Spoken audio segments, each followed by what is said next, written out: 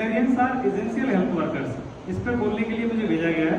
तो जो ये थीम हर साल वो बनाते हैं, वो ये देखते हैं दुनिया में अभी चल क्या रहा है। तो अभी दुनिया में क्या चल रहा है आप लोगों को भी एक अंदाजा है।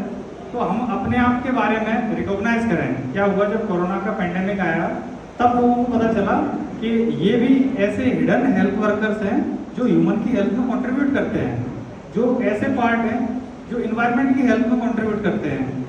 अब जो वेटरनरियंस को एसेंशियल हेल्थ वर्कर इसलिए कहा गया, केवल हम पशु चिकित्सा का कार्य नहीं करते हैं, हमारा जो चिकित्सकीय कार्य है उससे पशु की हेल्थ, इंसानों की हेल्थ और इन्वायरमेंट तीनों प्रोटेक्टेड रहते हैं और बीमारियों से जो बचाव करते हैं।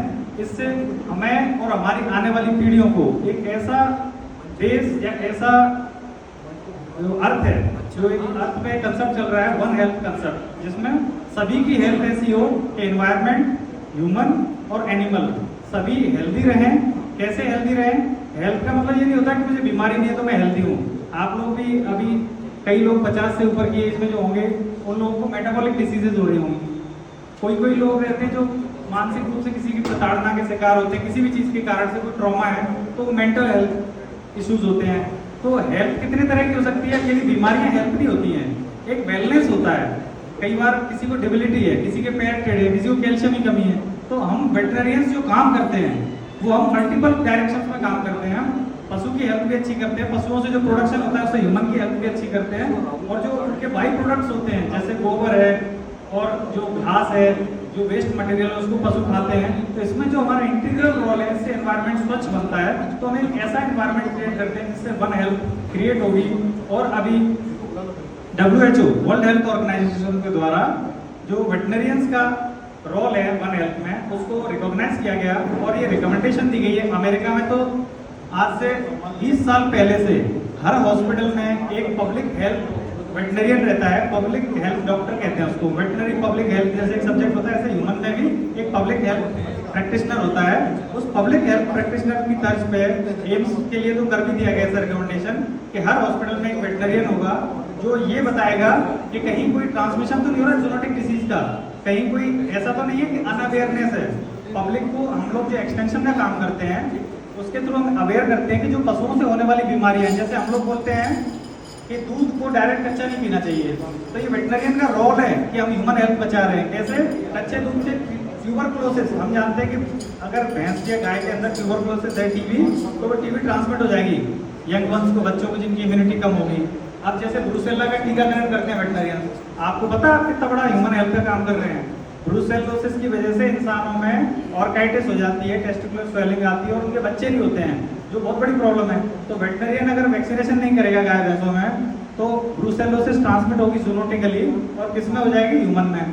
तो हम इनडायरेक्टली ह्यूमन हेल्थ बचा रहे हैं। और डायरेक्टली हम कैसे ह्यूमन हेल्थ बचाते हैं? Food safety. फूड सेफ्टी बहुत बड़ा सब्जेक्ट है इंडिया के लिए, तो इतना इंपॉर्टेंट है कि इंडिया में फूड सेफ्टी, अगर मैं ऐसे मन से बोलना बहुत टफ है, मतलब पर कड़वा है। हम 5% से भी बिलो में है। अगर 100% कोई चीज़ होती है तो उसमें 5% से भी लो है, क्योंकि हम लोग खुला दूध पीते हैं, सारी खुली हुई चीज़ें खाते हैं। हमारे किसी भी चीज़ जो खुली हुई खाते हैं उनका ना तो कोई पास्चराइजेशन होता है मिल्क का, ना ही कोई ऐसे ब्रांड लगा हुआ है कि ये ISO से सर्टिफाइड है या किसी चीज़ से इसका टेस्टिंग हुई है, लैब टेस्टिंग। तो हम टोटली टॉक्सिक फूड खा सकते हैं। इसमें वेटरनरियन का रोल है कि हम जो खाते हैं उसमें कोई ऐसे, जैसे मान लो एक एनिमल को टिक्स हो रही है और किसान उस पर, अगर वेटरनरियन नहीं हो, वेटरनरियन का मतलब ये है कि डॉक्टर प्लस वेटरनरी टेक्नीशियन सब आते हैं। अगर वेटरनरी डॉक्टर नहीं होगा तो वो ज़्यादा मात्रा में अगर स्प्रे करता है और वो दूध के थ्रू अगर अपने अंदर आता है टॉक्सिसिटी, ये भी एक एनवायरमेंटल टॉक्सिसिटी। इस तरह से भी हम हेल्थ में, फूड सेफ्टी में कंट्रीब्यूट करते हैं। हम बताते हैं कितना डोज यूज़ करना है, फिर उसको वॉश आउट कब करना है। तो जो हम रिकमेंडेशन देते हैं, और ये रिकमेंडेशन हमारी जनरली हम कैंप्स के थ्रू भी देते हैं। हम जब कोई हमारे पास कोई किसान आता है जो इन चीज़ों से अनभिज्ञ है, हम उसको कैलकुलेटिव नॉलेज देते हैं कि हमें इतना दवाई यूज़ करना है, इतना ये करना है।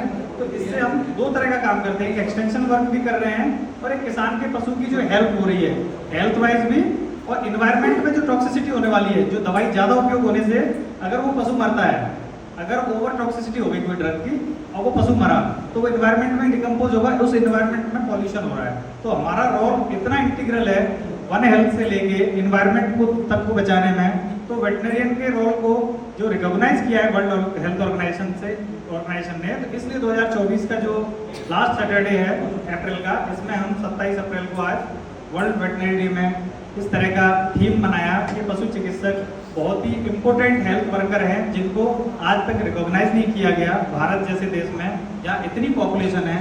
पॉपुलेशन को कंट्रोल करना, पॉपुलेशन को एजुकेट करना, कम्युनिटी की डिसीजेस को बचाना, ये सब वेटनरियन के रोल हैं। ह्यूमन डॉक्टर्स तो बैठ के पर्चा बनाते हैं, हम पब्लिक में जाते हैं, हम कम्युनिटी में जाते हैं, देखते हैं कि रेबीज डॉग अगर किसी के 4 बच्चों को काटता है तो ह्यूमन में रेबीज हो रही है।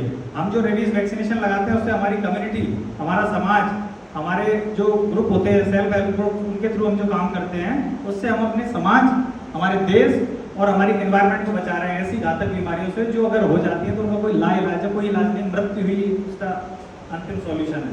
तो इस तरह के वेटनरियन के जो रोल हैं उनको कभी अनदेखा नहीं किया जा सकता है। और आगे भी मैं आप सब लोग जो आज यहाँ गैदर हुए हैं, इसको सेलिब्रेशन इसलिए किया जा रहा है, आप लोगों ने जो इस समाज को दिया है, इस देश को दिया है, इसको सेलिब्रेट करना चाहिए, इसकी खुशी मनानी चाहिए। तो इसके लिए आप सभी वेटनरियंस बहुत ही साधुवाद, मेरी तरफ से बधाइयाँ, धन्यवाद, आप यहाँ पधारे।